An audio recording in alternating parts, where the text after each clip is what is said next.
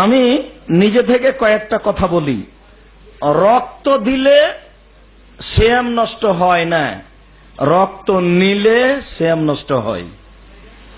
ইনহেলাল ব্যবহার করলে শ্বাসকষ্টে সিয়াম নষ্ট হয় না। দিনে স্বপ্নদোষ হলে সিয়াম নষ্ট হয় না। রাতে স্ত্রী মিলনের পরে ঘুমিয়ে গেছে, সকাল 8টা-9টা হয়ে গেছে, ঘুম ভেঙে দেখছে ফজরের টাইম পার হয়ে গেছে, সিয়াম থাকবে, সিয়াম নষ্ট হবে না।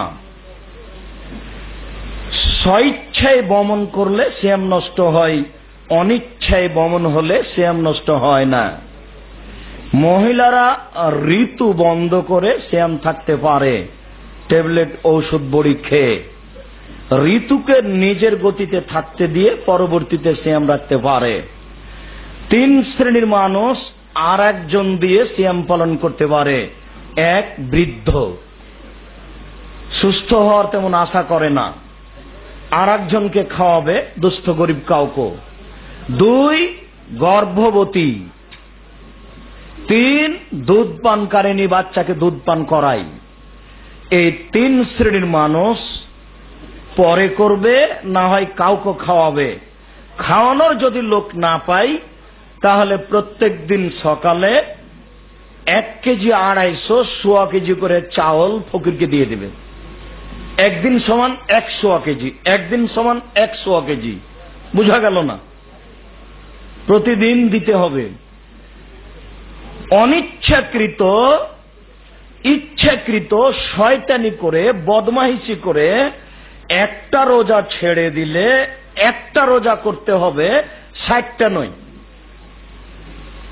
শয়তানি করে ইচ্ছাকৃতভাবে একটা সিয়াম ছেড়ে দিলে একটাই করতে হবে। শুধুমাত্র স্ত্রীর মিলন ঘটে গেলে একটার বদলে 60টা করতে হবে, বা 60 জন মিসকিনকে খাওয়াতে হবে। বুঝা গেল না মনে হয়? শুধুমাত্র স্ত্রী মিলন ঘটে গেলে আজানের পর থেকে নিয়ে সূর্য ডুবা পর্যন্ত সময়ে একটার পরিবর্তে 60 জন ফকিরকে খাওয়াতে হবে, বা 60 সোয়া কেজি চাউল ফকিরকে দিতে হবে। বোঝা গেল না? স্ত্রীর সাথে মজাক করতে গিয়ে বা গায়ে হাত পড়াতে স্বাভাবিকভাবে যে কাপড় ভিজে যাচ্ছে, এতে সিয়ামের কোনো ক্ষতি হবে না, তবে দূরে থাকা ভালো। উল্লেখ্য যে আপনার স্ত্রীকে 60টা রোজা করতে হবে না, 60 জন মিসকিনকে খাওয়াতে হবে না, অথচ 2 জন মিলেই মিলন হয়েছে। বুঝা গেল না? নারী পুরুষ সমান অধিকার নাকি? তো কই? বুঝলেন না কথা আমার? মিলন কি একাই হয়েছে না 2 জন মিলে হয়েছে? অপরাধী আল্লাহ রাসূল শুধু স্বামীকে করেছেন, স্ত্রীকে নয়। স্ত্রীকে 60 দিন সিয়ামও থাকতে হবে না, জরিমানাও দিতে হবে না, সব স্বামীকে। পেস্ট, দাঁতের পাউডার, ভিজা ডাল, নরম ডাল, যে কোনো মাধ্যমে দাঁত পরিষ্কার করলে সিয়ামের কোনো ক্ষতি হয় না।